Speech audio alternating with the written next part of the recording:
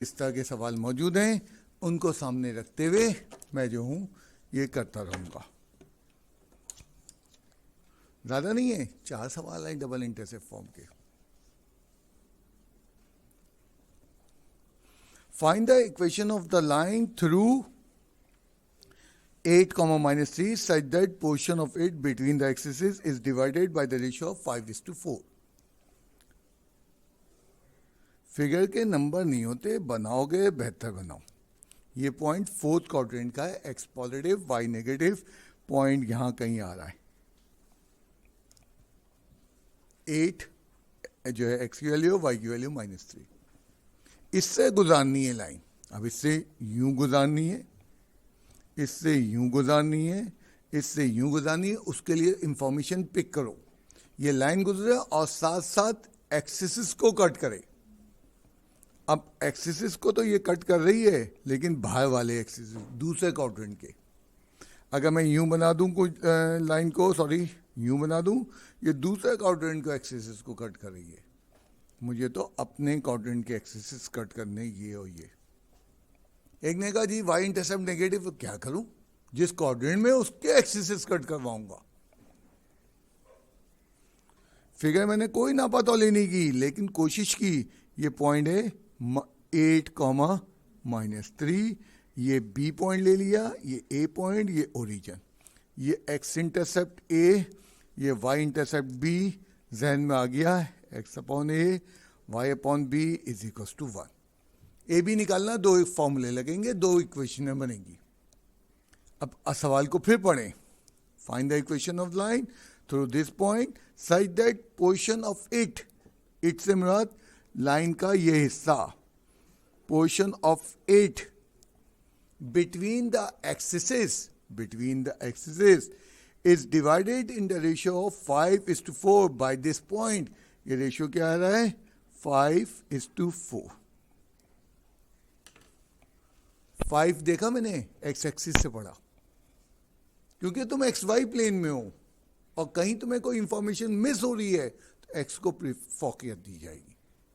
X y plane में x पहले आता है, तो ये ratio with reference to x axis, ये पार्ट 5 है, ये पार्ट 4 है। 5:4 के रेशियो में आ रही है। रेशियो थ्योरम की आवाज आने लगी। ये पॉइंट के कोऑर्डिनेट बता सकते हो तुम क्या होंगे? ये लेंथ ए है, एक्सलेंट, a, 0। और ये पॉइंट क्या होगा? 0, b। वो बच्चे ने कहा -b। बेटा b की वैल्यू नेगेटिव आ जाएगी, y इंटरसेप्ट की वैल्यू बेशक नेगेटिव आएगी, हम अननोन को प्लस ही लेते हैं। अब क्या करने जा रहा हूं? रेशियो थ्योरम लगाने जा रहा हूं।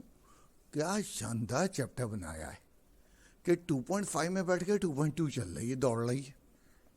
रेशियो थ्योरम लगाने जा रहा हूं। x1 y1, x2 y2, ये point of division, internal point, ये रेशियो। एंड जब ये मैं लगाऊंगा, सब चीजें मालूम है, ए और बी निकल आएगा रेशियो थ्योरम से। x से a निकलेगा, रेशियो थ्योरम में y के फॉर्मूले से b निकलेगा, और जब a एंड b निकल आएगा, यहां इस फॉर्मूले में लगा दूंगा, इक्वेशन निकल आएगी।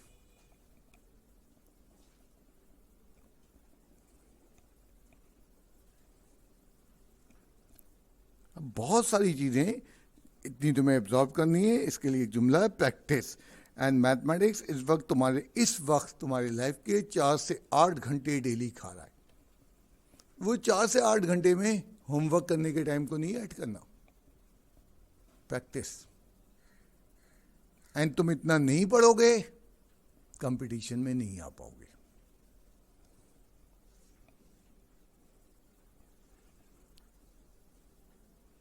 इस पॉइंट को सी कह दिया।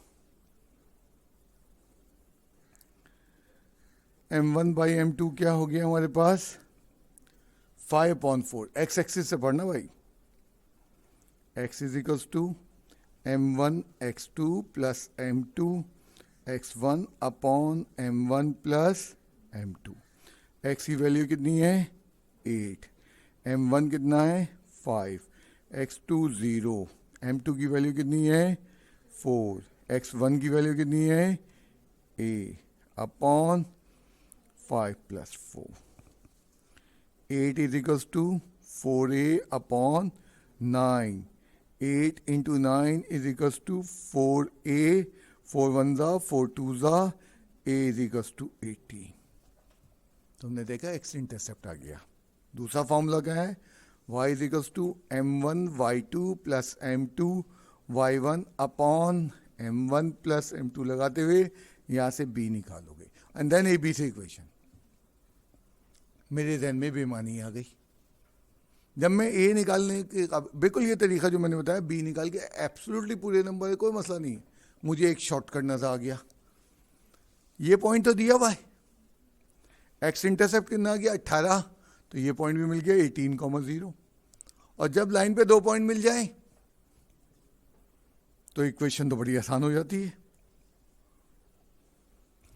चले थे, निकले घर से, जब निकले थे ये इरादा करके, रास्ते में मुलाकात हो गई शॉर्टकट से, तो कोई बुराई है? क्यों ना करें शॉर्टकट.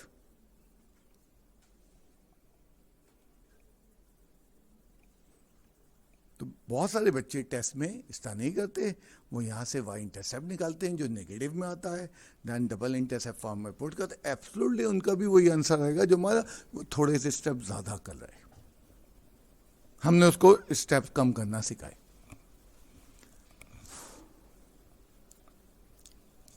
तो मैंने 2 सवाल किए हैं double intercept form of line पे.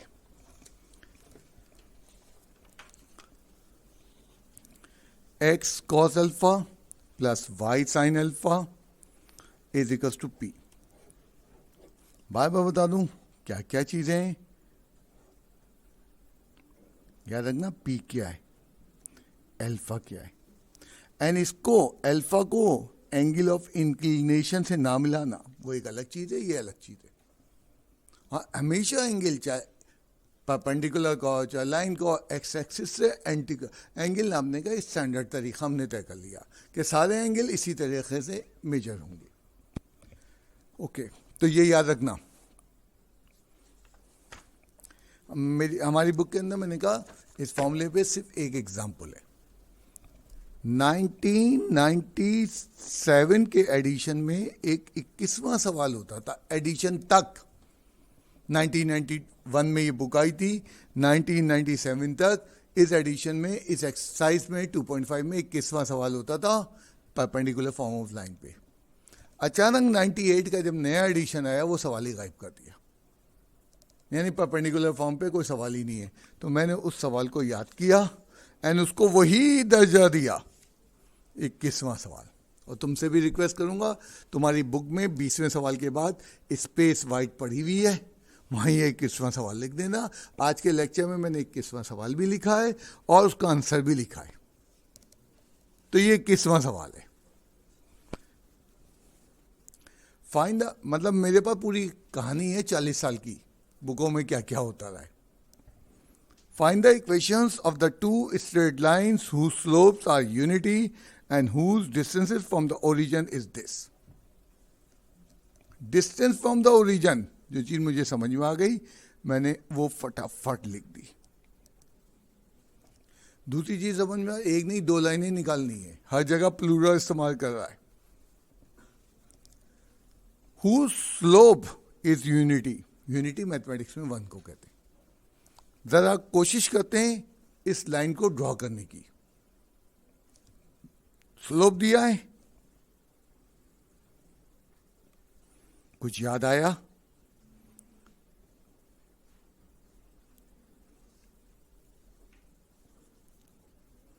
जरा एक लाइन ड्रॉ करो 45 के डिग्री पे. तस्वीर बड़ी क्लासिकल चाहिए एंड मैं तुमसे रिक्वेस्ट करूंगा पूरे एक पेज की बनाओ. जितनी क्लियर पिक्चर बनाओगे ये सवाल हलवा लगेगा.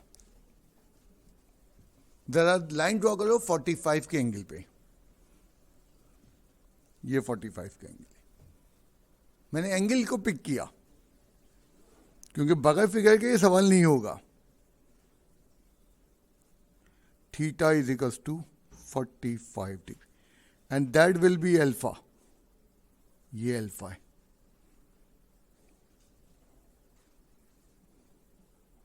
ये परपेंडिकुलर है. अल्फा कितना होगा? तो अल्फा निकालने के लिए कोई फार्मूला नहीं है, ज्योमेट्री है। ये 45 है, ये 90 है, तो ये एंगल कितना होगा? क्योंकि तीनों एंगल मिलके 180 होते हैं ट्रायंगल के। तो अब अल्फा कितना होगा? क्यों? एक स्ट्रेट लाइन पे, सीधी लाइन पे 180 एंगल होता है, तो अल्फा किसके बराबर होगा? 180 degree minus 45, alpha is equals to 130, ये अल्फा 135। तो अगर फिगर अच्छी नहीं है तो मैं अल्फा नहीं निकाल पाओगे। मेरे पास 2 महीने बाद बच्चा आता, सर ये सवाल समझ में नहीं आ रहा। बेटा आपने फिगर बहुत घटिया बनाई हुई है, इतनी घटिया बनाई है वो सवाल आपको डुबो दे रहा है। X cos alpha plus y sine alpha p. Cos alpha 135 degree, sine alpha 135 degree, length of perpendicular, cos alpha की वैल्यू देखना कितनी आई, कैलकुलेटर अच्छा वाला देखना, मेरे पास है, चलो अच्छा वाला कैलकुलेटर। कैलकुलेटर से आ जाएगी जो घबरा रहे हैं इन वैल्यूज को देख के। Minus x plus y 5/√2 minus x plus y is equals to 5, क्योंकि √2 से कैंसिल हो गए। माइनस एक्स प्लस 5 माइनस 5,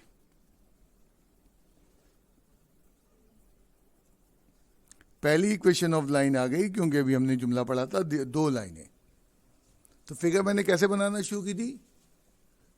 उसका एंगल ऑफ इंक्लिनेशन 45 डिग्री है। दूसरी फिगर कहाँ होगी?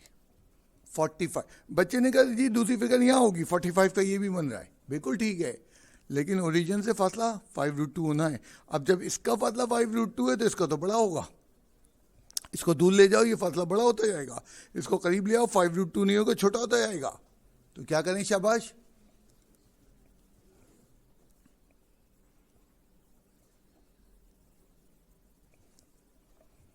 दोनों लाइनों का स्लोप सेम है, पैरेलल है, ये कंफर्मेशन हो गई।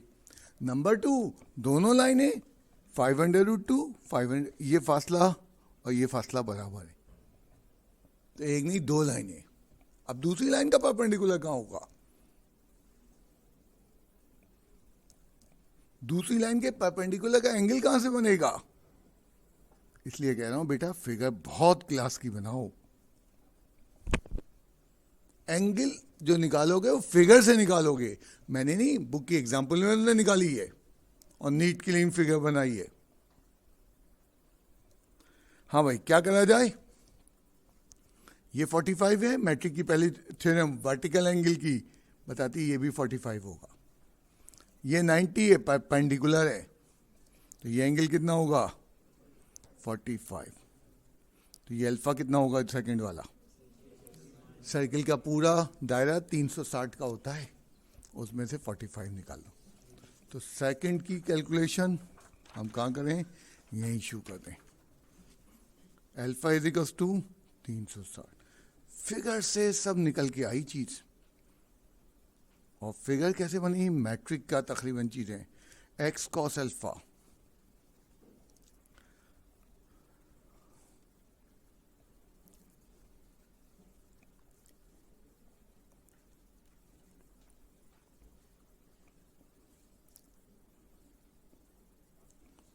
कॉस 315 की वैल्यू मेरे कैलकुलेटर ने दी, तुम्हारा कैलकुलेटर भी यही देगा इंशाल्लाह ताला। साइन 315 की वैल्यू भी सेम आई इत्तेफाक से।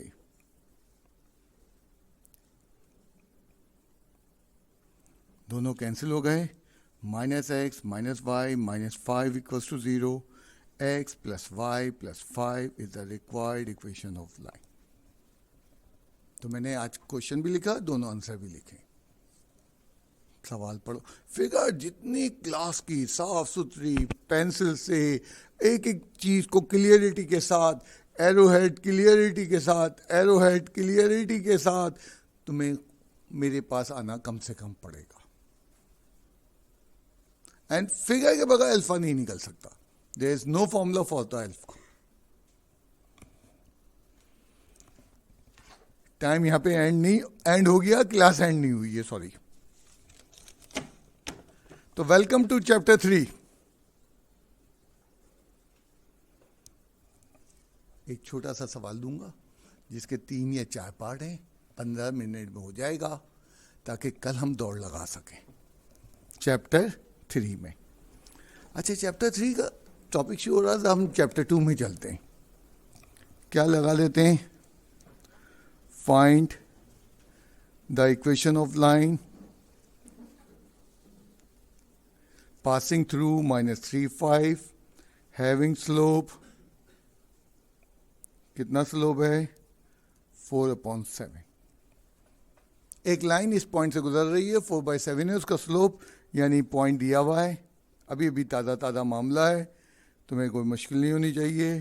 स्लोप 4/7 है. y - y1,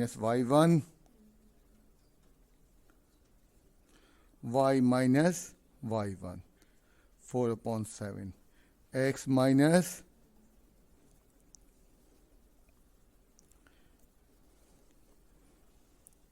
अभी मैं चैप्टर 3 में नहीं गया हूं, अभी तो मैं चैप्टर 2 से ही नहीं निकल पा रहा हूं. यहां से तुम्हें लेके जाऊंगा चैप्टर 3 में. 4x + 12, equation of line 4x - 7y + 12 + 35. ज़्यादा तेज हो गया हो तो बता देना. 40. क्या जवाब आया? 4x - 7y + 47. सवाल छुपा दो. अब नया सवाल चैप्टर 3 का डाल रहा हूं. Find the slope of line.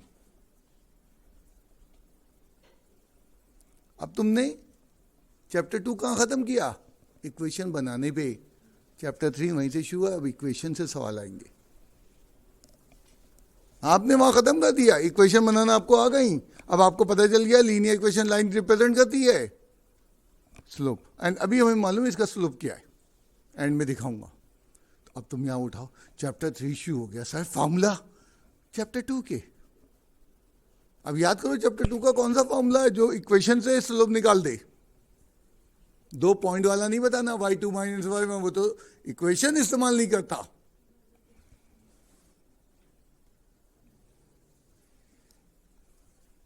अब इस फॉर्मूले पर नई नजर डालो. ये इक्वेशन बनाने के भी काम आता है, और अगर इक्वेशन दी हुई हो तो स्लोप निकालने के भी काम आता है. हाँ, इसको इस शक्ल में लाना है.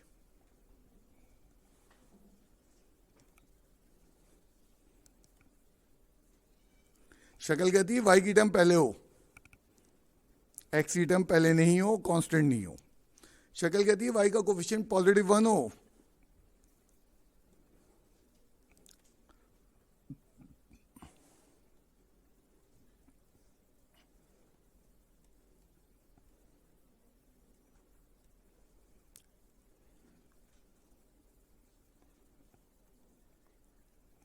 कंपेयर करना y = mx + c से. स्लोप बताना क्या है? x का कोफिशिएंट कितना है, एंड देखना. ये चैप्टर 3 ने दो. यानी तुम्हें मैंने कहा टेस्ट में नंबर खुदारा ले आओ.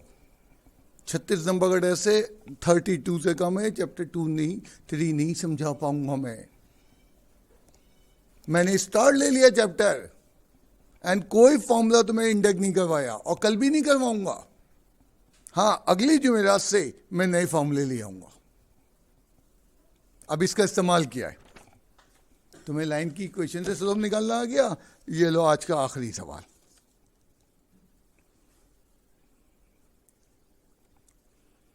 पूछा है कि दोनों लाइनें पैरेलल हैं या परपेंडिकुलर हैं या नाइदर. नाइदर से मुराद ना परपेंडिकुलर है ना पैरेलल है. पैरेलल का ताल्लुक स्लोप से होता है, परपेंडिकुलर का ताल्लुक स्लोप से होता है. तो पहला काम स्लोप निकाल दें.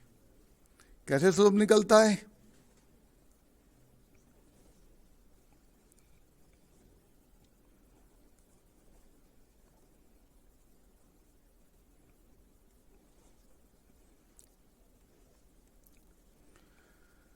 मतलब कोई इस साल मैं तेज नहीं पढ़ा रहा हूं, मैं उतना ही पढ़ा रहा हूं जितना पिछले साल पढ़ाया था। ये लेक्चर्स इस बात के गवाह हैं। यही लेक्चर पिछले साल चले थे। हर साल मैं नए नहीं करता हूं, थोड़े से लेक्चर प्रिंट करता हूं, बाकी पुराने चलाता हूं। कोई नहीं, मेरा हमेशा कहना है एक ही जैसी चीज पढ़ाओ। बच्चे की पोटेंशियल नहीं है इससे ज्यादा तेज पढ़ने की। क्यों? जब बच्चे को काम करवाना है तो ये स्पीड मुनासिब है, अदरवाइज वो काम नहीं कर पाएगा।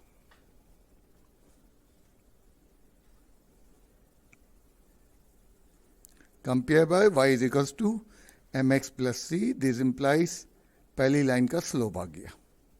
सिमिलरली दूसरी लाइन का भी स्लोप निकाल लेते हैं। 6 of y minus 10x minus 23, अच्छा प्लस 20 डिवाइड बाई 6।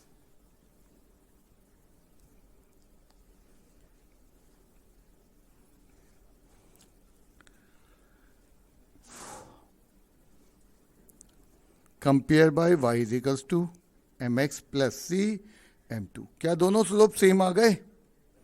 अगर दोनों स्लोप सेम आते हैं हम यहाँ पे कंक्लूजन लिखते हैं m1 equals to m2, hence the two lines are parallel. नहीं आए दोनों की प्रोडक्ट करके देखो, दूसरे इम्कान पे गौर करो। प्रोडक्ट -1 आ रही है, अगर -1 आ रही है the two lines are perpendicular. खुदा न करे ये -7 आती तो हम पूरा जुमला लिखते, नाइदर नहीं लिखते, हम लिखते हैं lines are nor parallel nor perpendicular. Hence lines are neither parallel nor perpendicular, ना पैरेलल है ना परपेंडिकुलर। लाइंस आर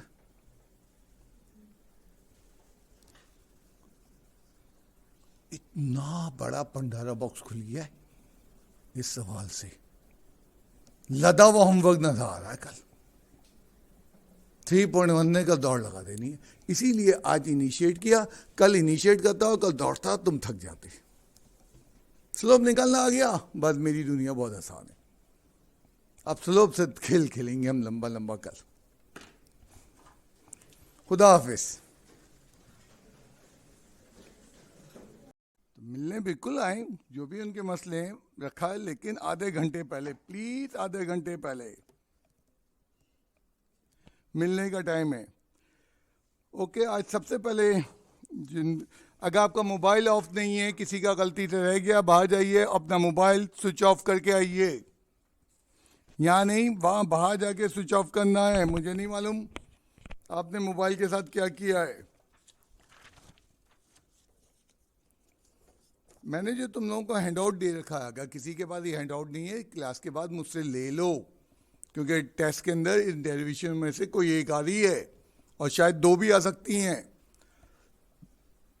मैंने सेकंड लास्ट पेज पे, जहाँ ये हैंडआउट ख़त्म हो रहा है, एक फिगर को कॉपी किया। कॉपी इसलिए मैं कह रहा हूँ, मैंने नहीं बनाई है, किसी बुक से मुझे अच्छी लगी। लेकिन इसमें 4 साइडेड फिगर के तमाम पॉसिबिलिटीज़ डिस्कस की गई। आप देख रहे हैं इनका सुपर सेट क्वाड्रिलेटरल, इनका बाप, जहाँ से ये पैदा होंगे। एंड क्वाड्रिलेटरल में मैंने 90 का नहीं बनाया, हो सकता है, लेकिन जनरली क्वाड्रिलेटरल 4 साइडेड फिगर। अगर क्वाड्रिलेटरल की आमने सामने की साइडें पैरेलल हो जाएं और बराबर हो जाएं तो पैरेललोग्राम, तो पैरेललोग्राम सबसाइड है। अगर आमने सामने की साइडें पैरेलल हो जाएं बट इक्वल ना हो, अदर साइड नॉन ट्रेपेजियम। आमने सामने की साइडें पैरेलल हो जाएं बट अनइक्वल, ये लेंथ और ये लेंथ इक्वल नहीं है, तो ये फिगर तुमने कहीं नहीं पढ़ी। काइट, आगे कहीं मौका मिलेगा, हमारे कोर्स में नहीं है। मतलब एवरी पॉसिबिलिटी आ गई, इसके बाद कोई पॉसिबिलिटी नहीं है। पैरेललोग्राम में आमने सामने की साइड पैरेलल हो, इक्वल हो और डायगोनल की लेंथ बराबर हो, रेक्टेंगल। अगर चारों लेंथ बराबर हो जाए, रोम्बस। और अगर चारों लेंथ बराबर भी हो जाए और डायगोनल बराबर भी हो जाए तो रोम्बस स्क्वायर में तब्दील हो जाता है, पैरेललोग्राम स्क्वायर में तब्दील हो जाता है, रेक्टेंगल स्क्वायर में चेंज हो जाता है। ये इस तरह है। अब यूं समझो, ये इन सब का सुपर सेट है, तो ये तमाम जो नीचे हैं ये अपने सुपरसेट की खुसूसियात रखेंगे। इनका डीएनए में क्वाड्रिलेटरल की खूबियां होंगी, बट इनकी इजाफी खूबियां होंगी जो क्वाड्रिलेटरल में नहीं होगी। बच्चे में बाप का डीएनए जाएगा, बट कुछ एडिशनल चीजें भी आ सकती हैं, एडिशनल चीजें इनके अंदर। तो इसका मतलब वो एडिशनल चीजें क्वाड्रिलेटरल में नहीं है। Quadrilateral just a four sided figure. अब फोर साइडेड फिगर में अपोजिट साइड पैरेलल हो जाए और इक्वल हो जाए, अपोजिट साइड पैरेलल हो जाए, इक्वल हो जाए, और उसके लेंथ ऑफ डायगोनल बराबर हो जाए। अब हमने कहा पैरेललोग्राम में डायगोनल बाइसेक्टेड ईच अदर। अब इसका मतलब पैरेललोग्राम इनका सुपरसेट है, तो रोम्बस के भी डायगोनल बाइसेक्ट करेंगे, रेक्टेंगल के भी डायगोनल बाइसेक्ट करेंगे, स्क्वायर के भी डायगोनल बाइसेक्ट करेंगे, बट ट्रेपेजियम के नहीं करेंगे क्योंकि उसका पैरेललोग्राम से ताल्लुक नहीं है। अब मैं कहूं कि रेक्टेंगल को मैं मिड पॉइंट ऑफ डायगोनल से प्रूव करूंगा तो गलत हो जाएगा, क्योंकि mid point of the diagonal बेशक रेक्टेंगल के होते हैं, बट ये रेक्टेंगल की क्वालिटी नहीं होती। Mid point of the diagonal rectangle के जरूर होते हैं, बट ये रेक्टेंगल की क्वालिटी नहीं होती। यानी कि अगर तुम कहो रेक्टेंगल प्रूफ करना, मैं मिड पॉइंट ऑफ डायगोनल से कर दूं, बेटा पैरेललोग्राम प्रूफ होता है। हमारे क्या नहीं प्रूफ होता है? ये चीज नहीं प्रूफ होगी। अब रेक्टेंगल के लिए पैरेललोग्राम की मिड पॉइंट ऑफ डायगोनल से ज्यादा एक कोई और प्रॉपर्टी आएगी। वो प्रॉपर्टी क्या है? इसके लेंथ ऑफ डायगोनल बराबर है। वो क्या है? इसके चारों एंगल 90 के हैं। अब पैरेललोग्राम में चारों एंगल 90 के हो जब भी पैरेललोग्राम है, और ना हो जब भी वो पैरेललोग्राम है। तो पैरेललोग्राम एक वसी चीज है, रेक्टेंगल एक छोटी सी चीज है। स्क्वायर तो बड़ी खुसूसियात का हामिल है। इन सब की खुसूसियात स्क्वायर में आ जाती है। ये क्वाड्रिलेटरल भी है, ये पैरेललोग्राम भी है, इसमें रेक्टेंगल की भी खूबियां हैं, इसमें रोम्बस की भी खूबियां हैं, और इसकी एडिशनल खूबी है ये चारों साइड बराबर रखता है। देखना वर्ड तो रोम्बस भी रखता है, ये डायगोनल इक्वल रखता है, वो रेक्टेंगल भी। इन दोनों की खुसूसियात को इसने हमने अंदर ले लिया। अब रेक्टेंगल की चारों साइडें बराबर नहीं होती, आमने सामने की साइडें बराबर होती। तो अमूमन तुम लोगों में ये चीज़ें कंफ्यूजन रहती हैं, बहुत बच्चा कंफ्यूज होता है। तो प्रॉपर्टी पहले तो शेप को जानना पड़ता है, देन उसकी प्रॉपर्टी के बराबर काम करना पड़ता है। आएंगी अभी ये चीज़ें जा नहीं रही हैं। तो ये जो आप लोगों के पास हैंड आउट है उसके सेकंड लास्ट पेज पे इनर साइड पे ये चीज़ें लगी हुई हैं।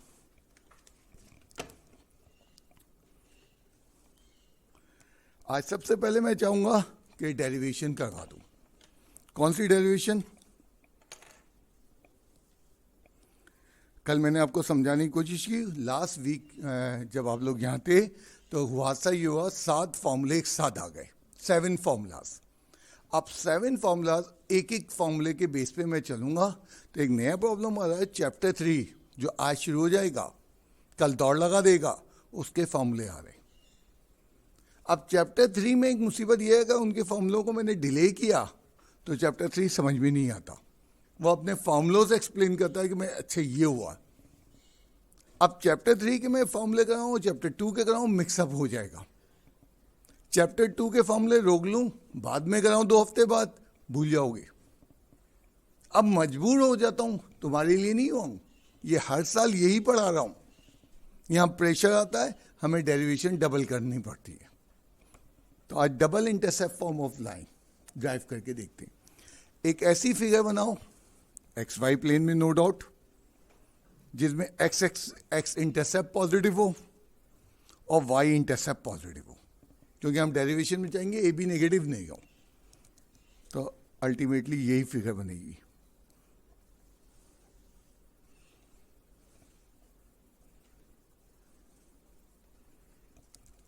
अगर तुम फिगर यूं बनाते बिल्कुल प्रूफ हो जाएगा ये बी नेगेटिव हो गया है। थोड़ा सा तरमीम करना पड़ेगा, इजाफी स्टेप करना पड़ेंगे, ए बी नेगेटिव करके भी हो जाएगा। तो मैं कह रहा हूं अब ये टेस्ट निकल जाए, उसके बाद अगर तुम में से किसी का मूड है इस तरह करके देखो, और जहां उसको प्रॉब्लम हो रही है मेरे पास ले आओ, मैं उसका मसला हल कर दूंगा। एंड तमाम डेरिवेशन जो हम कर रहे हैं वो लोकस के हवाले से कर रहे हैं. P x y be a point on the locus. ये राइट एंगल है, एक्सिस 90 पे मीट कर रहे हैं. हमेशा एक्स एंड वाई शो करो फिगर में, उसके लिए परपेंडिकुलर ड्रॉप करना पड़ता है.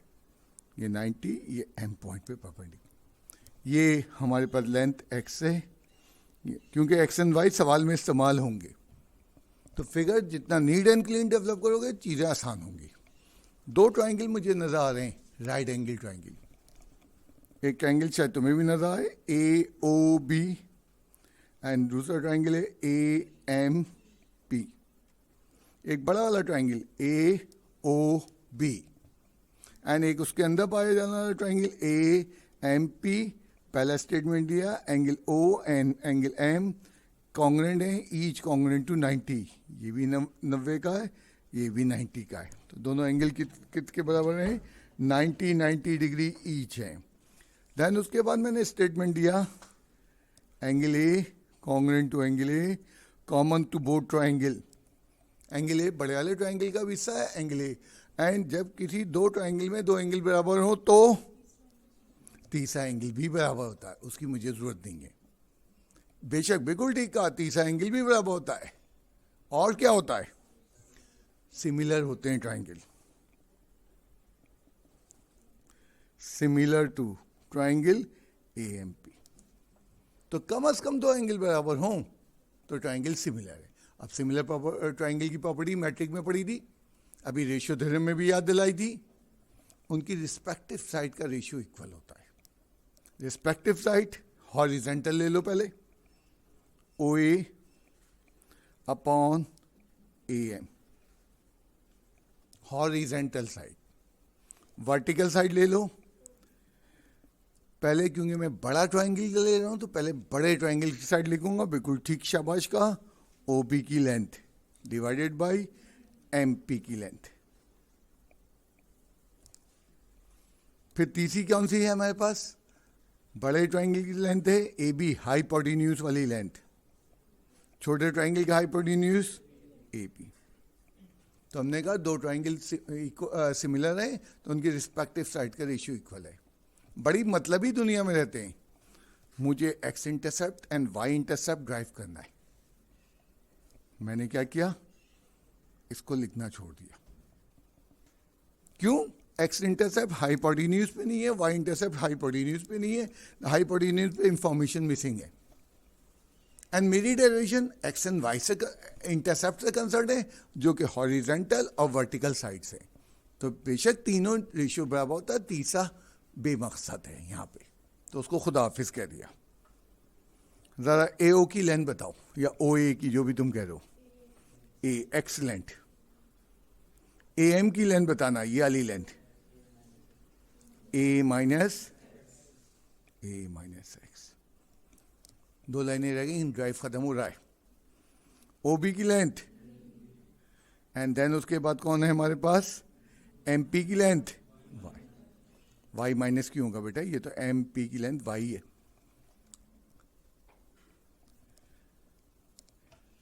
अब यहां सिंप्लीफिकेशन करने कई तरीके हैं. क्रॉस मल्टीप्लाई कर लो, अरेंज कर लो, एक्सीलेंट. मैंने फौरन चालाकी चलाई, ए इंटरसेप्ट अपॉन में, एक्स इंटरसेप्ट अपॉन में, वाई इंटरसेप्ट अपॉन में, और यहां सर पे बैठे हुए, यानी कि न्यूमरेटर में रखे हुए. क्या करें, दोनों को उलट दो. इसको कहते हैं रेसिप्रोकल कर दो दोनों को. इक्वेशन पे कोई फर्क नहीं पड़ता. क्या क्या लिख दिया, वाई अपॉन बी. क्यों, ए बी अपॉन में चाहिए थे. तो अगर कहीं रेशियो 3/4 इज इक्वल्स टू 3/4 है, उल्टोगे क्या होगा, 4/3 इज इक्वल्स टू पे फर्क नहीं पड़ता. ओके. ए, हाँ बोलो, क्या करते हैं. अच्छा, ए ये डिनोमिनेटर वाला ए के साथ है, एक्स के साथ है, तो क्या करेंगे, पार्शियल फ्रैक्शन कहते हैं, अलग अलग तोड़ देना. ये क्या हो गया, एक्स अपॉन ए उधर गया, हैंस प्रूफ लिख दो. मैं बड़े मजे से यहाँ क्रॉस मल्टीप्लाई से करता, तो मैं एक सिंप्लीफिकेशन की नेमत से महरूम कर देता, अपना काम समझाने का काम करता। बेटा एक एक लाइनों में हमें मालूम है चोर बाजारी कहाँ होगी और कैसे चोरी होगी। मेरा तो मकसद है बच्चे को नई सी नई चीज दिखाओ। ठीक है, तुम क्रॉस मल्टीप्लाई करके कर रहे हो, एक्सलेंट, सब आ जाएगा। जब मैथमेटिशियन का दिमाग चलता है ना यार, करना कहाँ है, कैसे मंजिल जानी है, ये थोड़ी है कि बस सड़क जा रही है चलते गए, अरे भाई पगडंडी पकड़ो पहुंच जाओगे, शॉर्टकट कैसे नहीं लेंगे। Double intercept form of line के बाद आज की आखिरी derivation, perpendicular form of line, जिसका इस्तेमाल तुम आज देखोगे कम कम इस्तेमाल है, चैप्टर 3 में भयानक इस्तेमाल है। ये नहीं समझना कुछ के इस्तेमाल ज़्यादा हैं, पॉइंट स्लोप का फॉर्मूला कुछ ज़्यादा यूज हुआ, कुछ के इस्तेमाल कम कम है।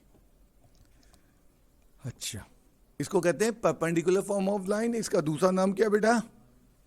दूसरा नाम है नॉर्मल फॉर्म ऑफ लाइन। नाम तो याद रखो, हैंडआउट में सब लिखा हुआ है, एमसीक्यूज में यही सब पूछ देता हूँ कि परपेंडिकुलर फॉर्म ऑफ लाइन का दूसरा नाम क्या है, ग्रेडियंट फॉर्म ऑफ लाइन का दूसरा नाम क्या है, तो ये सब तुम्हें याद रखने। अब इसकी डेरिवेशन के लिए हमें एक ऐसी लाइन चाहिए जिसमें यहाँ दो चीज़ें इन्वॉल्व हो रही हैं, एक पी और एक alpha. P length of perpendicular है, जो प्लस माइनस नहीं होती, लेंथ कह दिया, नेगेटिव नहीं हो सकती, किसी क्वाड्रेंट में ले लो। अब हमारे पास एक्स एंड वाई पॉजिटिव होना चाहिए डेरिवेशन की शर्त फिगर के लिए, और अल्फा एक्यूड होना चाहिए। अब अल्फा किसका एंगल है?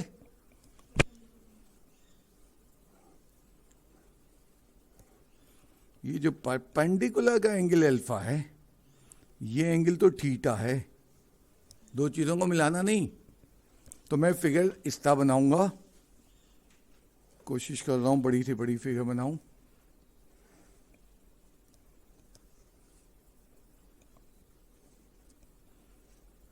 और ये क्या है? परपेंडिकुलर दिखा दूं, 90 का एंगल एन और परपेंडिकुलर का एंगल अल्फा। मुझे एंगल ऑफ इंक्लिनेशन ऑब्ट्यूज है, स्लोप का जिक्र ही नहीं है। कोई कहे जी आप एंगल ऑब्ट्यूज ले रहे हैं, इंक्लिनेशन का स्लोप नेगेटिव आएगा, स्लोप नेगेटिव आएगा तो मुझे क्या करना, मुझे फॉर्मूले में स्लोप है ही नहीं। जो चीज़ें वो मैंने कहा पॉजिटिव होनी चाहिए, तो फिगर सेलेक्ट करना एक मुश्किल काम है, वो जब एंड में सब करोगे उस वक्त तुम्हें उसकी मुश्किल का आइडिया होगा। ओके, यहाँ कहीं पॉइंट पी ले लेते हैं, x comma y, perpendicular drop कर लो, ये एम पे 90 डिग्री पे परपेंडिकुलर मिल गया, ये एक्स है और ये y. P length of perpendicular, origin से लाइन कितना दूर है। मिसाल के तौर पे ये दीवार एक लाइन है, मुझसे कितनी दूर है, मैं तिरछा फासला थोड़ी ना पूंगा। तुम मुझसे कितनी दूर हो, मैं यूं घूम के तुम्हारे पास थोड़ी आऊंगा, सीधा आऊंगा। ये दीवार मुझसे कितनी दूर है, परपेंडिकुलर डिस्टेंस नहीं लूंगा। कोई भी चीज की दूरी के लिए हम यूं घूमते थोड़ी हैं, हम सीधा जाते। तो सीधा फासला लाइन का 90 डिग्री। ये जो दीवार है, ये पेन रखा है और ये एक पॉइंट है, लेट्स सपोज, ये कितना दूर है, ये shortest and this is perpendicular. ये थोड़ी है कि यूं तिरछा नाप लूं। अब मुझे सबसे पहले ये बताओ, ये एंगल कितना होगा? अल्फा होगा। एक्सलेंट, कैसे पता चला तुम्हें? अब ये हमारी मैट्रिक क्लास की ज्योमेट्री कहलेगी, बहुत खराब ज्योमेट्री है। कई तरीकों से एक्सप्लेन कर सकता हूं, मुझे जो आसान लगता है। मुझे दो ट्रायंगल नजर आ रहे हैं, 90-90 के, देखना कहाँ है। एक ट्रायंगल है ONA और दूसरा ट्रायंगल है वो क्या है, PMA। दोनों ट्रायंगल में एंगल ए कॉमन है, एंगल ए कॉमन है। दोनों ट्रायंगल में एंगल N और angle M congruent to 90 degree. जब दो ट्रायंगल में दो एंगल बराबर हो तो तीसरा भी। अब मैंने यहाँ नहीं कहा ट्राइंगल सिमिलर है, although they are similar, although ratio of this, but यहाँ मुझे ज़रूरत नहीं है, यहाँ मुझे ज़रूरत है तीसरा एंगल भी बराबर होगा, यानी दिस इम्प्लाइज एंगल पी किसके बराबर होगा, अल्फा के। इस डेरिवेशन में मैं इसको इस तरह याद अपने ध्यान में किया हुआ है, इसमें 3 स्टेप होते। पहला स्टेप एंगल प्रूफ करना, बुक में नहीं किया एंगल प्रूफ, बुक का हैंड आउट देखना, उन्होंने डायरेक्ट लिखा है angle P is equals to alpha, कोई रीजन नहीं दिए। अब मैंने हैंड आउट में यही तो बातें ऐड की हैं कि हर चीज जो एक्सप्लेन हो रही है वो बता दें। देन उसके बाद क्या करना है, अब दूसरे मरहले में हम ये लेंथ निकालना चाहेंगे, जिसे ए एम कह रहे हैं। ए एम ट्राइंगल की एक साइड है, राइट ट्राइंगल की। कौन सा राइट ट्राइंगल है, in right triangle A P M. जो मुझे लेंथ निकालनी है वो एंगल के सामने वाली साइड को परपेंडिकुलर कहते हैं, और जो मुझे लेंथ मालूम है इस ट्राइंगल में वो एंगल के बराबर में, उसको बेस कहते हैं। Tangent alpha is equals to perpendicular upon base का रेशियो इस्तेमाल करते हुए परपेंडिकुलर एंगल के सामने ए एम अपॉन क्या है, वाई। हमने कहा था ए एम की लेंथ निकालनी है। अब वो सवाल है क्यों, वो बताता हूं। तो मैंने इस तरह याद किया, पहले एंगल प्रूफ करना, देन ए एम की लेंथ निकालना, जो कि वाई टेंजेंट अल्फा आ गई।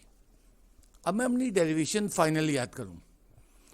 डेरिवेशन में पी चाहिए, डेरिवेशन में क्या चाहिए मुझे, पी चाहिए। जरा बड़े ट्राइंगल में देखो पी आ रहा है,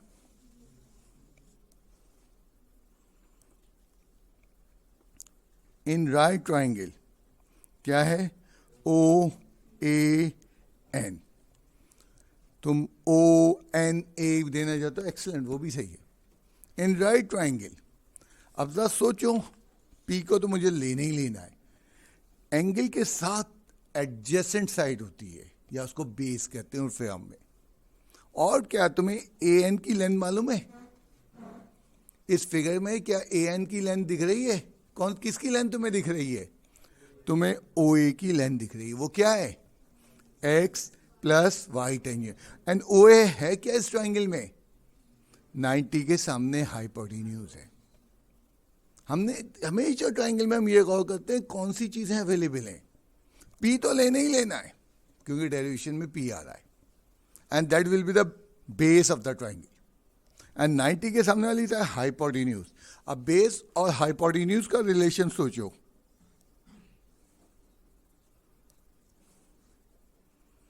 बेस तुम्हें याद है पी था, length of perpendicular, and hypotenuse क्या है, यहां से यहां तक पढ़ो।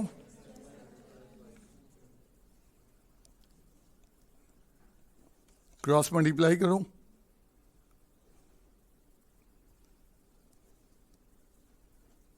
खत्म होगी डेरिवेशन। मल्टीप्लाई कर दो कॉस अल्फा को, वाई कॉस अल्फा। टेंजेंट को ब्रेक करो,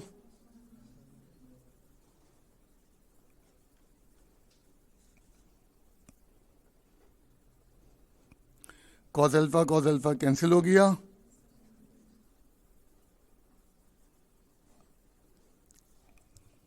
मतलब डेरिवेशन करके ये बता रहे हैं कि ये इंसान का बनाया हुआ इल्म है, एंड इंसान ने एक एक चीज एक्सप्लेन की है। एंड मैं हमेशा कहता हूँ, फर्स्ट ईयर में भी कहता रहा हूँ, अब भी कहता रहा हूँ, शायद तुम सुनते नहीं हो। मैं तो उन लोगों के मुतालिक सोचता हूँ जिन्होंने इतना दिमाग लगाया और इनिशिएट किया। वो क्या सुपरसोनिक लोग थे। हम तो उनकी बताई हुई चीजें हिस्ट्री पढ़ रहे हैं और उसमें हम हिल जाते हैं, और उन्होंने ये चीजें बनाई। बाइनोमियल जिसने बनाया, क्या ऑब्जर्वेशन थी, क्या दिमाग था। एक एक चीज उनकी सोचो। हाँ, वो सदियों में, कई हजार साल की काविशों को हम एक वक्त में पढ़ रहे हैं। तो मैंने 2 डेरिवेशन करवा दी। कल कोशिश करेंगे कि चैप्टर 2 को हर तरह से खुदा हाफिज कहने की।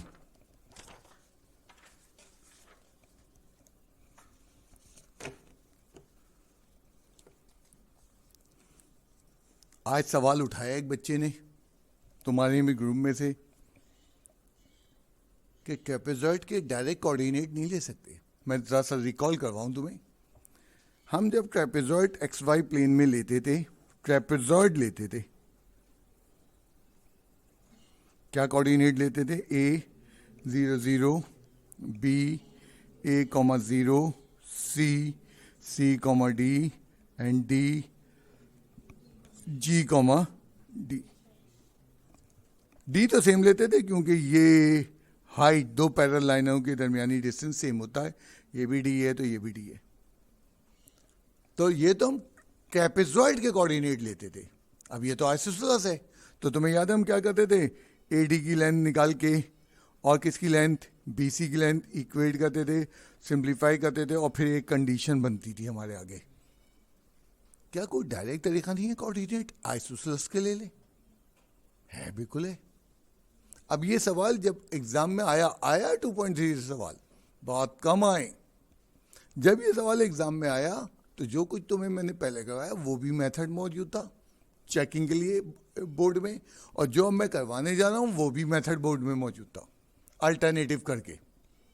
अब जो दूसरा मेथड हम करने जा रहे हैं, जैसे हमने अब उस वक्त इसलिए नहीं गया, बच्चा घबराया हुआ था।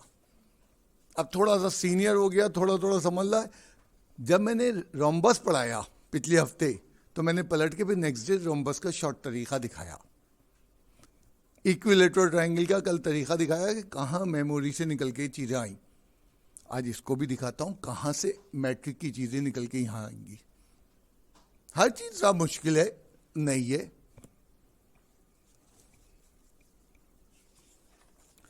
तो ये जो अल्टरनेटिव मैं तरीके करवा रहा हूँ ये करना कंपलसरी नहीं है। कुछ बच्चे हैं वो कहते हैं यार क्या जरूरत है अल्टरनेटिव की, कोई ज़रूरी नहीं है। कुछ बच्चे कहते हैं नहीं ये सब हमें मालूम होना चाहिए। ठीक है, तो मैं दोनों एंड को कवर कर रहा हूँ, जिनको नहीं इंटरेस्ट है उनको फोर्स नहीं कर रहा हूँ। हम वही कोऑर्डिनेट लेंगे, वैसे ही चलेंगे, और A 0 0, B A, 0, C C, D and D G, D। याद है हमें क्या दिया हुआ है? ये निशान बता रहे हैं ये दो साइडें इक्वल हैं। AD किसके बराबर है? BC के। मैंने यहाँ से परपेंडिकुलर ड्रॉप किया। जो भी हम ज्योमेट्री में कंस्ट्रक्शन करते हैं डॉटेड में दिखाते हैं M और N, और परपेंडिकुलर एक्सिस को 90 डिग्री पे होंगे। अब ये दो ट्रायंगल में क्या क्या बराबर है तो बता सकते हो? Triangle AMD corresponding triangle BNC क्या क्या बराबर है? एक तो ये साइड AD किसके कॉन्ग्रेंट है? साइड BC के कॉन्ग्रेंट है क्योंकि आइसोसेलेस की है। एंड देन एंगल M किसके कॉन्ग्रेंट है? एंगल N के। और साथ में ये वाली लेंथ याद करो ना, D थी पैरेलल लाइंस के दरमियान, तो इसको कहेंगे DM कॉन्ग्रेंट टू CN। जब दो ट्रायंगल बराबर होते थे तो हम मैट्रिक में कहते थे SSS, side side side, side angle side. यहां क्या बोलेंगे? ये कौन सी थ्योरम से हुआ मैट्रिक की? ट्रायंगल तो बराबर हो गए। हाय मैट्रिक, हाय मैट्रिक। अब तुम्हें पता चल रहा है वो मैट्रिक के टीचर ने ज्योमेट्री नहीं पढ़ाई। मैं हमेशा ये कहता हूँ यार दाढ़ी रखिए, नमाज पूरे पढ़ लो, दूसरे के हुकूक तो नहीं मारो। हमेशा मैं जुमला ये कहता हूँ। एंड दूसरे के हुकूक कब बहुत मारे? जब उसे मालूम ना हो ये मेरा हक है और आप उसको हक दो। हमारा मजहब तो ये सिखाता है। दूसरे के हुकूक के ये मायने हैं, उसे नहीं मालूम मेरा हक क्या है। आपने उसको ज्योमेट्री नहीं पढ़ाई। एंड जब आपने ज्योमेट्री नहीं, वो रो रहा हर जगह।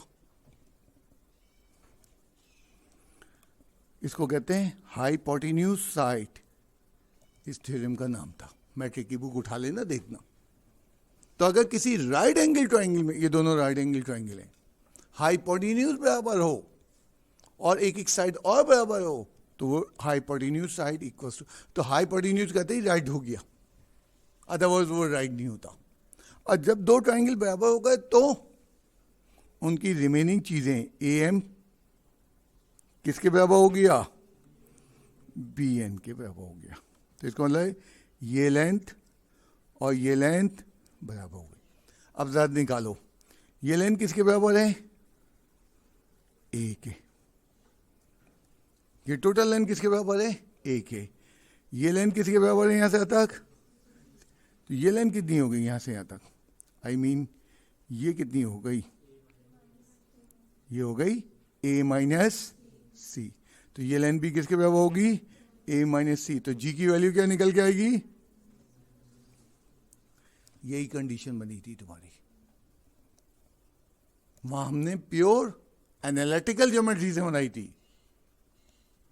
तो बेटा इतनी आसानी से नहीं होगा, इतनी पीछे काम करना पड़ेगा। मैंने नहीं किया, बोर्ड ने किया है। या तो वो वाला तरीका जो मैंने कहा बिल्कुल रॉन्ग नहीं है, उसमें ज्योमेट्री नहीं आई है, उसमें एनालिटिकल ज्योमेट्री खेली है। अलजेब्रा खेल लेता बच्चा, ज्योमेट्री में बच्चा उलझ जाता है। अब कोऑर्डिनेट क्या बन गए, जी की जगह क्या आ गए, ए। अब शुरू हो जाओ, क्या करना था, डायगोनल की लेंथ दोनों बराबर आ जाएंगी इस कोऑर्डिनेट से।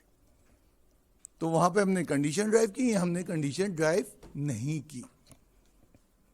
तो ये झटके, ये शॉकिंग न्यूज आते रहेंगी।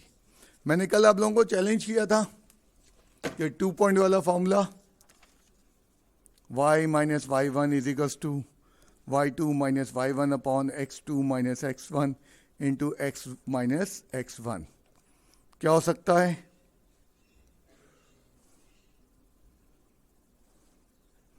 सिर्फ एक बच्चे ने मुझे करके दिखाया है।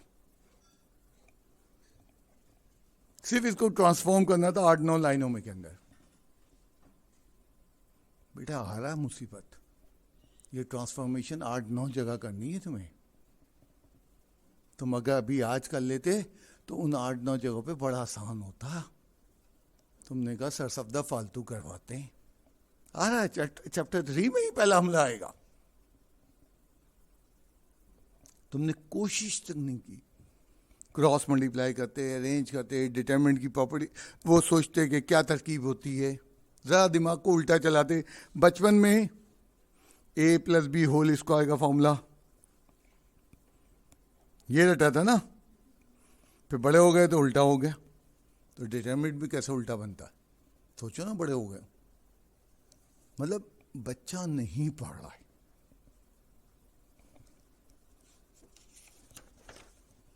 और वक्त उसके पास सबसे खतरनाक चीजें मौजूद हैं। इस सवाल की इंग्लिश बड़ी कंफ्यूज करती है। सवाल जरा सा है, इंग्लिश में जो वर्डिंग है वो कंफ्यूज करती हैं। उसने कहा 3 point A B, A dash B dash, और क्या है ए माइनस ए डैश और B minus B dash collinear है। जुमला है if the 3 points are collinear. उसने ये नहीं कहा show that the 3 point are collinear. उसने पहले ही एडमिट कर लिया तीनों पॉइंट एक लाइन पे मौजूद है। Okay, collinear show that their joint passes through origin. अगर जुमला यहां खत्म नहीं हुआ, अगर जुमला लेट सपोज ये मैं इसमें से निकाल दूं, तो हमें साबित करना था इनको ज्वाइन करने वाली लाइन कहां से गुजर रही है, ओरिजिन से। शो दैट देयर ज्वाइन, इनको ज्वाइन करने वाली लाइन पासेस थ्रू ओरिजिन। नहीं, जुमला पूरा है एंड दैट, तो उस वक्त ये होगा, ये प्रूफ करना है। इंग्लिश घूम गई। उसने कहा तीनों पॉइंट कोलिनियर हैं और इनको ज्वाइन करने वाली लाइन ओरिजिन से गुजरेगी, तो उस वक्त ये होगा। इसका वन ऑफ द मेथड क्या है, 2 पॉइंट से इक्वेशन ऑफ लाइन बना लो फटाफट। और सारी बात है 2 पॉइंट से बनानी है तो जो सबसे हल्का पॉइंट हो उससे इक्वेशन बना लो।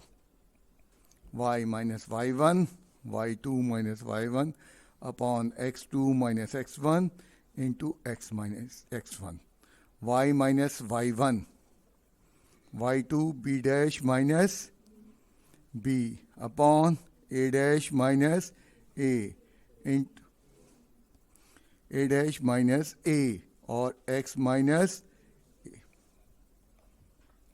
एक ने कहा इक्वेशन तो पूछी नहीं है, मैं इस इक्वेशन को क्यों सॉल्व करूं जब मुझसे पूछी नहीं है।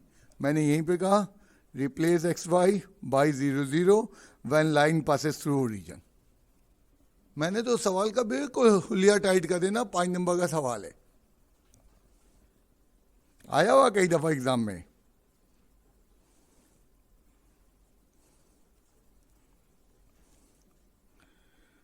Minus b is equal to b dash minus b upon a dash minus a into minus a, ये माइनस कैंसिल हो गया, क्रॉस मल्टीप्लाई करो, b into a dash minus A b, वो प्रूफ करना है, अभी थोड़ी देर में वो प्रूफ निकल के आ जाएगा तुम्हारे सामने।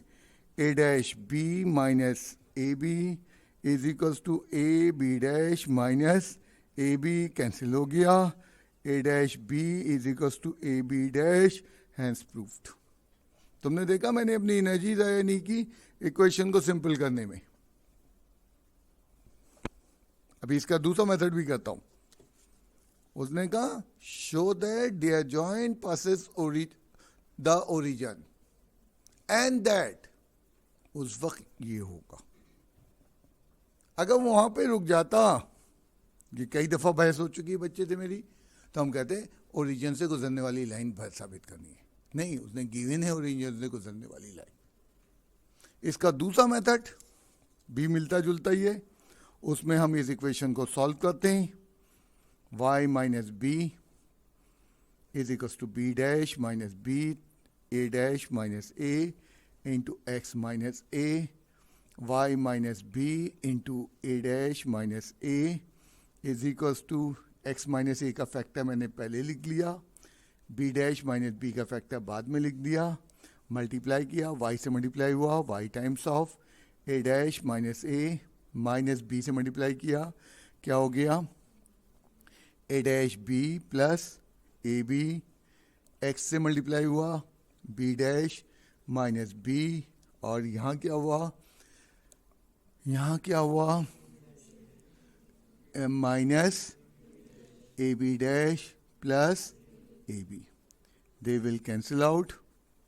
उसके बाद इक्वेशन ऑफ लाइन लिखते वक्त एक्स की टर्म पहले होती है, B dash minus B into x, ये राइट पे ले गया, minus A dash minus A times of y, मैं राइट पे ला रहा हूँ सबको, A B dash plus A dash B. when line passes through origin, it is without constant term. कल की क्लास में तुम्हें दिखाया था, ये भी इक्वेशन ऑफ लाइन है, इसमें कांस्टेंट टर्म नहीं होती, कांस्टेंट टर्म नहीं होती, यानी minus A B dash plus A dash B is equal to 0। कुछ को ये बहुत बुरा लग रहा होगा, मुस्तकबिल में इस चीज़ को इस्तेमाल करना है, इसलिए मैंने इस मेथड से भी किया है। इसमें हमने 0 0 को यूज़ नहीं किया, इसमें हमने कंडीशन यूज़ की है लाइन की। अगर वो ओरिजिन से गुजर रही है उसमें कांस्टेंट टर्म नहीं होगी, कांस्टेंट टर्म को 0 पुट किया, वो कंडीशन आ गई, सब कुछ 0 हो जाना चाहिए था। ओरिजिन से गुजर रही होती लाइनें, कल मैंने क्या बोला था, ये लाइन होती है, उसमें कांस्टेंट टर्म नहीं होती। अब यहाँ तुम्हारी बात आई, अगर उसमें हम 0 0 रिप्लेस कर दें तो क्या होगा, सब कुछ 0 हो जाएगा। तो हम रिप्लेस नहीं कर रहे, हम तो याद कर रहे हैं कांस्टेंट टर्म नहीं है। एक लाइन में कांस्टेंट टर्म हटाएंगे तो इसका मतलब वो ओरिजिन से गुजरने वाली और उस वक्त ये कंडीशन आ जाएगी। तो 2 मेथड है, बड़ा क्विक मेथड है, लेकिन अपने आप को आस्ते आस्ते इसके लिए भी हम अदा करो कि मुस्तकबिल ऐसा है जहाँ पे तुम्हें ये समझना पड़ेगा 7y माइनस 2x कौन सी लाइन है, ओरिजिन से गुजर रही है। तो मुस्तकबिल के लिए राजी करो अपने आप को। तो ये सिर्फ इसीलिए मैंने किया है कि थोड़ा सा आने वाले फ्यूचर के लिए तैयार करो। चैप्टर 3 बड़ा चटपटा चैप्टर है, चैप्टर 2 और 3 तुम्हारे 500 पेज के दोनों रजिस्टर भर देगा। एंड इतने आसान चैप्टर सेकेंड ईयर में फिर नहीं मिलेंगे। बच्चा जो जो आगे बढ़ता रोता है, काश चैप्टर 2, 3 में हम होश में होते। और एक खौफनाक बात बताऊं, चैप्टर 2, 3 में नंबर नहीं आते कि उसको रिलैक्स पढ़ रहे होते। और तुम्हारे साथ तो मुसीबत है, वो 6 महीने का जो ऊपर से पीछे से आया है उसने मुसीबत डाली हुई है।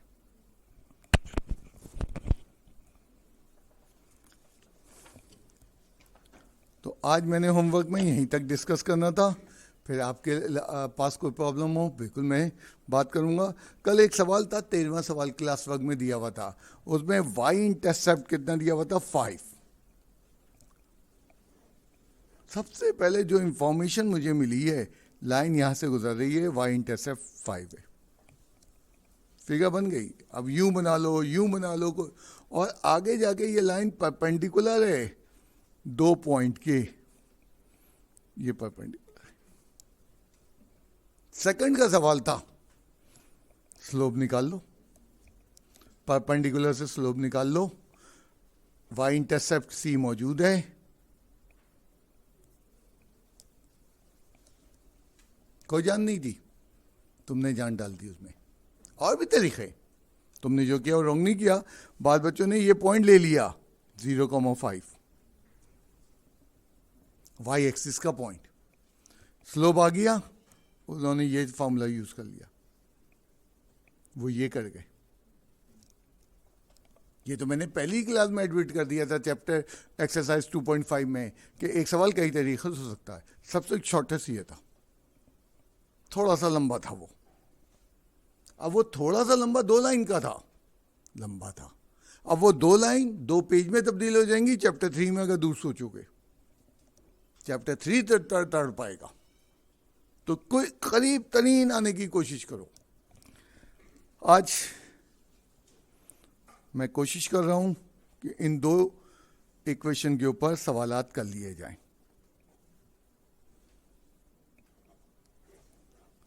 कोई एक्सरसाइज में सवाल नहीं दिया इसके ऊपर, एक एग्जाम्पल में दिया है। मैं एक्सरसाइज एक अपना बना के दिखाऊंगा और एग्जाम्पल तुमसे करवाऊंगा। वो इस फॉर्मूले के ऊपर 3.1 में तबाही मचेगी। फॉर्मूले को जिंदा कर रखना है। ये नहीं कहना कि बुक में नहीं दिया, मैं भूल नहीं, 3.1 में आ रही है इसकी ऊपर बातें। Okay, x by a y plus y by b equals to 1, double intercept form पे कोई थ्योरी है नहीं, सवाल ले आते हैं। Find the equation of the line through this point, एक पॉइंट दिया हुआ है -5,6। वाई इंटरसेप्ट बी होता है, is 3 times then x intercept. I am 3 times older, मैं तुमसे बड़ा हूं, बेचारे के साथ 3 लगाना, ये ना कर देना, तबाही हो जाएगी। वाई इंटरसेप्ट तो बड़ा है, किसको बड़ा करना है? एक्स इंटरसेप्ट को। तो अमूमन ये हो जाता। तो फॉर्मूला क्या है? x/a प्लस y/b, ये फॉर्मूला है। अगर इस फॉर्मूले पे तुम गौर करो, इसकी अप्रोच बड़ी अजीब सी है पिछले सवालों के मुकाबले में। इसमें a एंड b निकालना है। क्या निकालना है? a एंड b निकालना है। अलजेब्रा कहता है 2 इक्वेशन बना लो, पहली बन गई। अब पीछे हमने ऐसा नहीं करते थे, यहां बिल्कुल एक डिफरेंट अप्रोच है। हर इंटरसेप्ट के इस इक्वेशन को जब यूज करोगे, इसमें 2 इक्वेशन बनानी है। पहली तो उसने दे दी, दूसरी कहां से लाऊं? वो पॉइंट दे रहा है। Replace xy by -5,6 in equation of line, -5 upon, कभी भी लाइन किसी पॉइंट से गुजर रही है, रिप्लेस कर दो। तुम तो नहीं चिल्लाए, वो बच्चा चिल्लाया। सारा आपने मना किया था इक्वेशन ऑफ लाइन बनाते वक्त एक्स वाई की वैल्यू नहीं पुट की जाएंगी। बिल्कुल मैं आज भी मना कर रहा हूं, जब इक्वेशन ऑफ लाइन फाइंड कर रहे हो तो एक्स वाई की वैल्यू पुट नहीं की जाएंगी, मैं तो ए बी फाइंड कर रहा हूं। जब ए बी निकल आएगा तो फिर लाइन निकलेगी, मैं तो अभी लाइन ही नहीं निकाल रहा।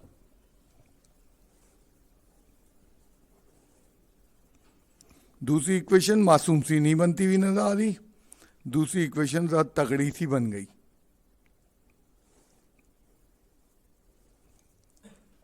दो इक्वेशंस आ गई हमारे सामने, साइमल्टेनियस सॉल्व करना है। As b is equal to 3a put कर दो,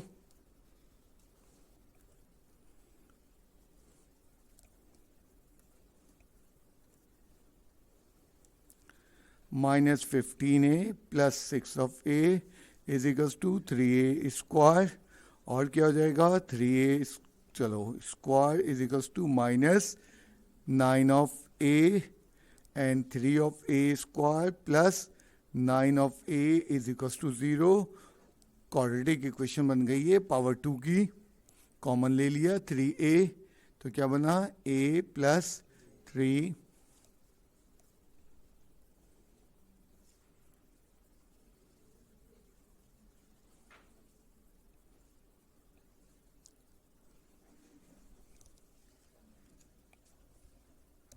नॉट पॉसिबल। अगर x बाई ए जीरो हो जाए तो वो तो इन्फिनिटी बन जाएगा, तो a और b डबल इंटरसेप्ट फॉर्म में जीरो नहीं हो सकते, वो रिजेक्ट हो गया, a मिल गया, b निकाल लो। थोड़ा सा लंबा मेथड है, इसीलिए कल मैंने इनको टच भी नहीं किया, कल चुन चुन के छोटी छोटी चीजें मारी, b आ गया। डबल इंटर, अब मैं एक्स वाई की वैल्यू नहीं पुट करूंगा बिकॉज अब मैंने इक्वेशन सॉल्व करना शुरू कर दी है।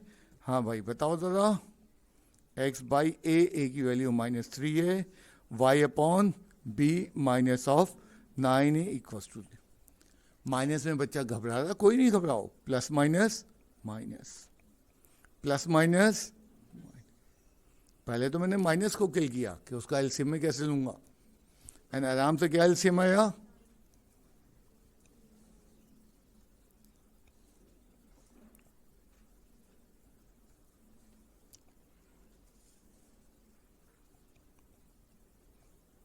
पूरी इक्वेशन को माइनस से मल्टीप्लाई कर दो, जो हमारा तरीका है एक्स की टर्म पॉजिटिव हो पहले हो and then,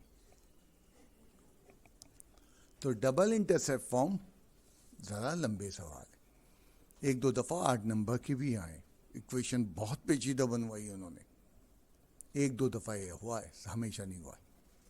double intercept form of line, एक और कर दूं, अब वही है कि बुक में जिस